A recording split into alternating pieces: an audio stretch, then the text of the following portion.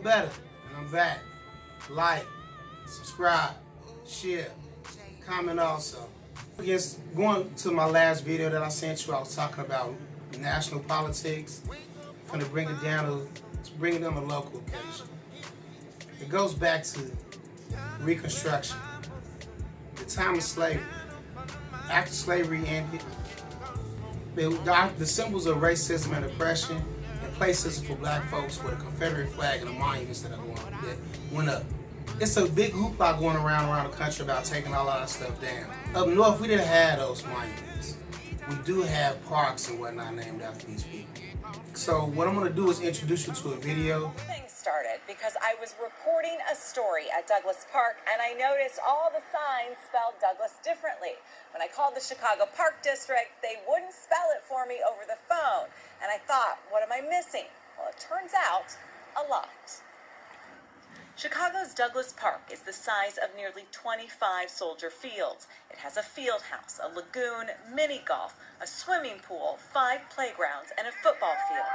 And there's one more thing. It's named after a slaveholder, and that's kind of insulting. Stephen Douglas was a U.S. Senator from Illinois, the political rival of Abraham Lincoln. And yes, he enslaved 123 black people. Which is why nearly 3 years ago, this group of 5th, 6th, and 7th graders set out to change the park's name. They're the brilliant ones. The goal, a simple but powerful extra S. Change the name from Stephen Douglas Park to Frederick Douglass Park. He was on the right side of history. We acknowledge that the institution of slavery is wrong, unjust, a black spot in the history of this nation. Then he does not have to be commemorated. We do not have to commemorate people who participated in this institution. In March 2017, the students met with North Lawndale's alderman, Michael Scott Jr. He said if we get most of our signatures from North Lawndale, if most of the North Lawndale community support it, then he gonna help us change it. Together, they presented their case to the Chicago Park District Board a few months later. For these reasons, we decided that Frederick Douglass is a much better namesake for a park in a predominantly black neighborhood. The alderman was on board. 98% of all of my residents are of color. And to have the namesake Stephen Douglas, who was on the wrong side of history, I think is an injustice to those people whom I serve. Thank you, Alderman Scott. I'm sure we're going to continue this discussion. But it's been almost 2.5 years. Everyone was impressed. Everyone in the room was impressed. I don't think that the board really even knew what to do. And the alderman has not explained the formal name change process to the kids or their teacher, and nothing's changed, except, well, the park signs. In solidarity with the students' campaign, someone meticulously placed an extra S on every single sign in Douglas Park, big and small. Somebody that read about us that was really helping us out. If you didn't know any better, you'd think it was an official change. But the Park District told us they consider it vandalism.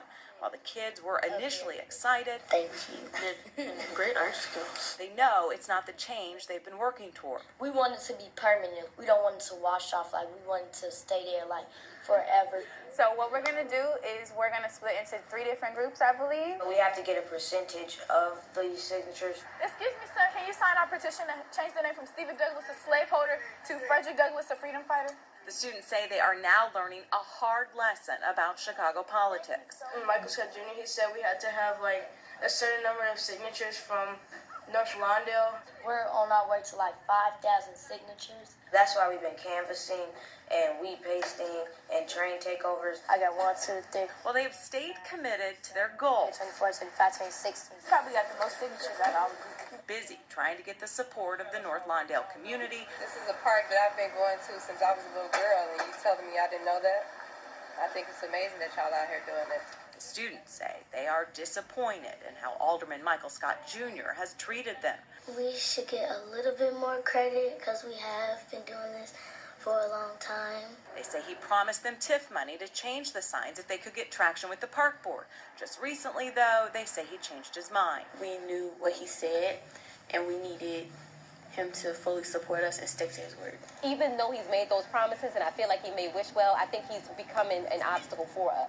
That's your address. That's your email and your phone number. But the students say they've worked too hard and for too long Thank you. to give up now. It's still taking forever, but I feel like we're going to get there sooner or later.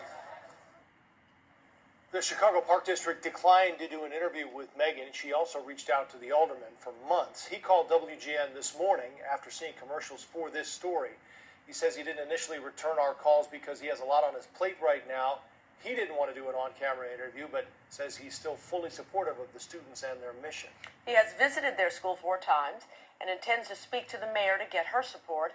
He still promises to give these students money for the park if they successfully change the name. I'm so proud of these little kids from Little Village Academy, Gorgeous Dawson and Juan Martinez, the teacher Bianca Jones also, because they started a movement that really needed to be going around a lot more in these northern states, the northern cities. Stephen Douglas, he was a racist. He believed slavery should never have ended. But we have monuments named after all these people. We have a park named after him.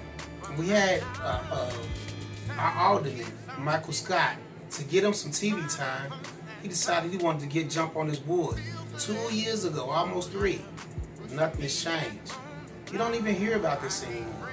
That's not the only park up here. There's streets and whatnot named after these people. But we don't need those symbols of oppression, those symbols of racism, those symbols of placism. We had that down south, very prominent, but it's subtle up here.